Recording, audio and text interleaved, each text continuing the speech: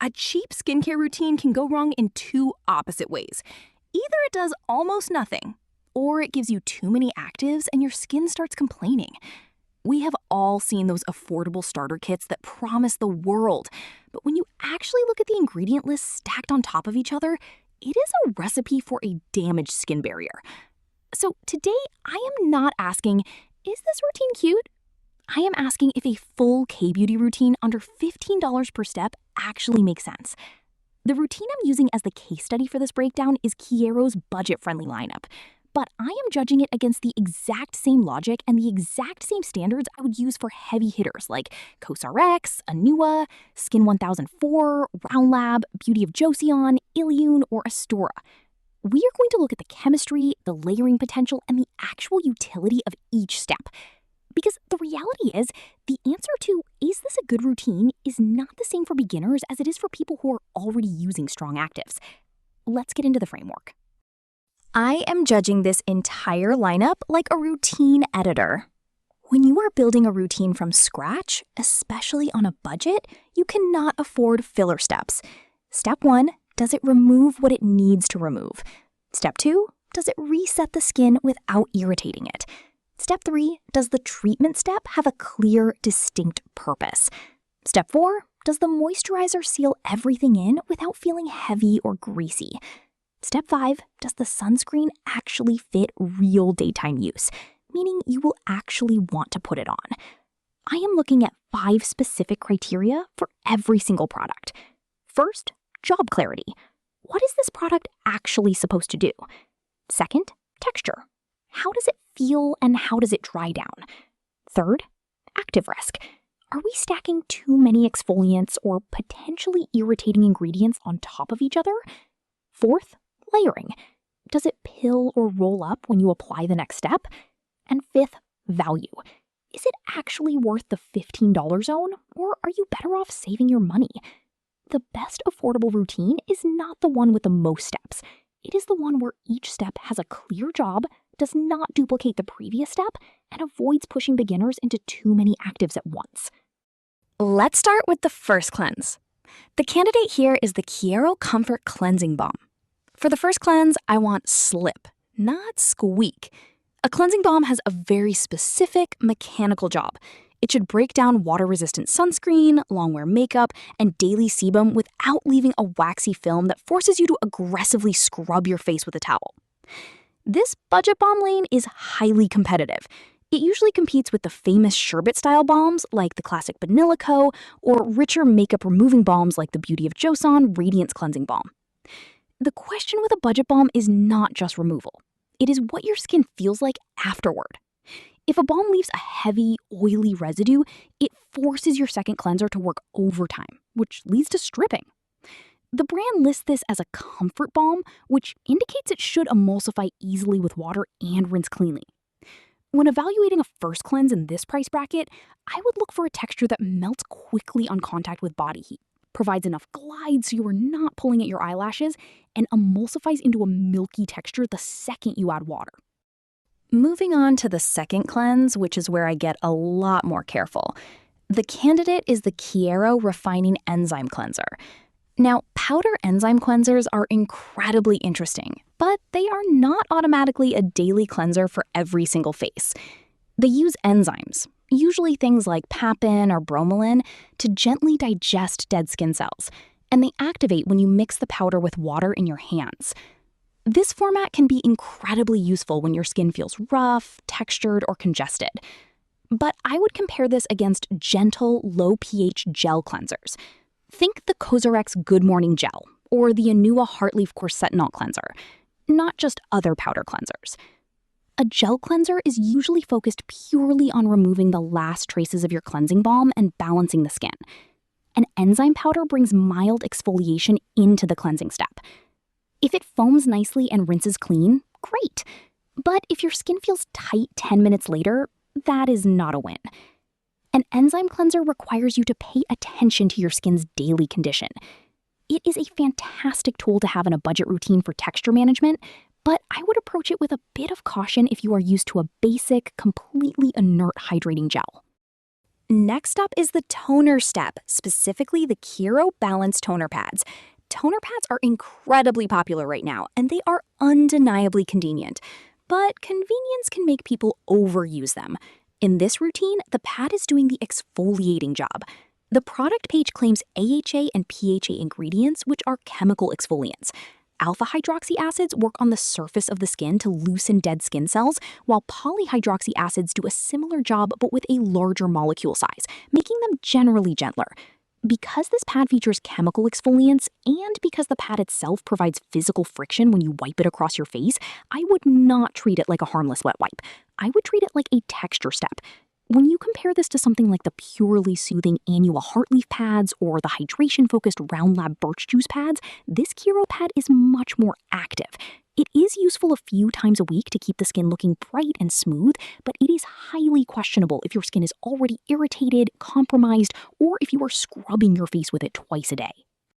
So let's pause and do a mid-video reset. Halfway through, this routine is already a lot more active than it looks at first glance. Let's look at the board. You have a double cleansing step, possible enzyme action from the powder cleanser, and chemical exfoliation from the AHA/PHA toner pads. That does not make it a bad routine. It just means that the active load is getting high. The remaining steps, the serum and the moisturizer, need to calm the routine down. They need to add hydration, barrier support, and soothing properties. They should not add chaos. If the serum or moisturizer also packed in strong exfoliating acids, this routine would be an immediate skip for overexfoliation.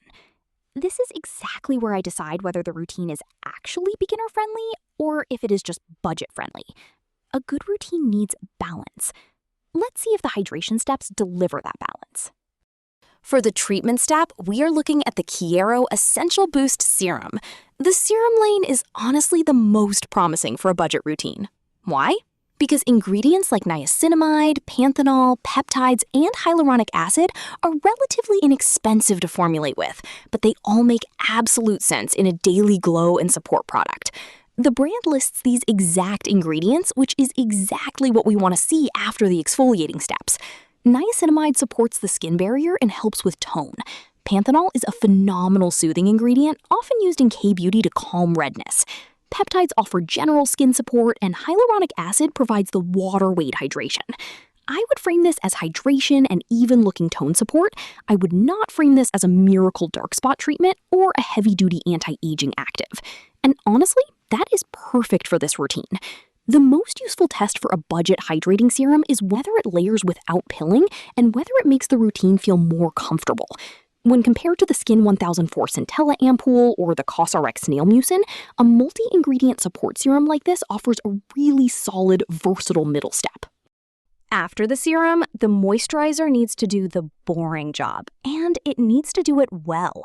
The candidate here is the Kiero Moisturizing Barrier Cream. I call moisturizing the boring job because it is not about resurfacing your skin overnight. It is about sealing in the hydration and protecting your barrier. The product page claims squalane, panthenol, ceramide, and hyaluronic acid. These are all incredibly familiar, well-studied barrier-supporting ingredients. The risk with budget creams is usually one of two extremes. Either they are so lightweight that they disappear too quickly and leave you feeling tight by noon, or they rely on heavy, unrefined emollients that feel like a suffocating plastic film on the skin. For a morning routine or a routine that ends in sunscreen, I would want a medium light finish.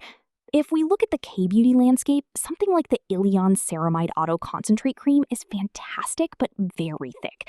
The Astura Auto Barrier Cream is also quite rich.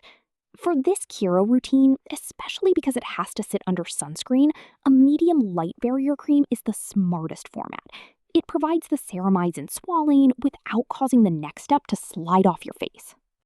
Finally, we reach the sunscreen roll, which in this lineup is actually split into two products, the Kiero Prime Sun Gel and the Kiero Airy Sun Stick. The sunscreen step has two completely separate jobs, and I like that this routine acknowledges that. A gel sunscreen is the morning layer. This is what you apply generously, 2 fingers worth, to get your baseline protection for the day. Gel sunscreens in K-Beauty, much like the Round Lab Birch Juice Sun Cream or the Skin 1004 Hyaluronic Water Fit Sun Serum, are beloved because they feel like lightweight moisturizers rather than traditional chalky sunblocks. A sunstick, on the other hand, is the reapplication tool. I would not pretend the stick replaces careful morning application. It is incredibly difficult to get the required amount of SPF coverage using only a stick without swiping it back and forth 20 times. Instead, the stick is the practical option for later in the day. It is perfect for when your hands are not clean, when you're out in public, or when makeup is already on your face and you just need to top up your protection. So, looking at this entire 5-step map, who is this actually for? I would recommend this kind of routine to someone who wants structure. If you want a clear map of cleanse, treat, moisturize, and protect, and you want to keep the cost under $15 a step, this framework makes a lot of sense. However, I would be much more cautious if you have very sensitive skin, if you are already using prescription actives like tretinoin or heavy retinoids, or if fragrance and skincare is a hard no for you. The toner pad and the enzyme cleanser are the specific steps I would introduce slowly. You do not need to use an AHA/PHA pad and an enzyme powder on the same day, let alone in the same exact routine session. You have to listen to your skin. My verdict, as a budget K-beauty routine, the Kiero lineup is much more coherent than I expected. The absolute strongest idea here is that every product has a distinct, non-overlapping job. However, the weak point is that a beginner could very easily overdo the exfoliating side, especially by combining the toner pads and the powder enzyme cleanser daily. So I would not call it a perfect daily routine for everyone. I would call it a smart budget routine if you use the active steps with restraint. Let's do the final recommendation mechanics. Best overall value role, I would give this to the serum or the moisturizer as they provide essential barrier support that fits into almost any existing routine. Most useful routine role, the sunscreen gel plus the reapply stick combo. It solves the morning versus afternoon SPF problem perfectly. Best for oily skin, the enzyme cleanser and the sun gel will likely play very nicely with excess sebum. Best for dry skin, the barrier cream, particularly because of the squalene and ceramides. Skip if you have an impaired skin barrier. If your skin is currently stinging when you apply basic moisturizer, skip the toner pads and the enzyme powder entirely until your barrier is healed. Tell me your exact skin type down in the comments, and let me know whether you want the next K-beauty comparison to be organized by budget, by a specific ingredient, or by a skin concern like hyperpigmentation or texture. I read those before choosing the next routine map. See you in the next one.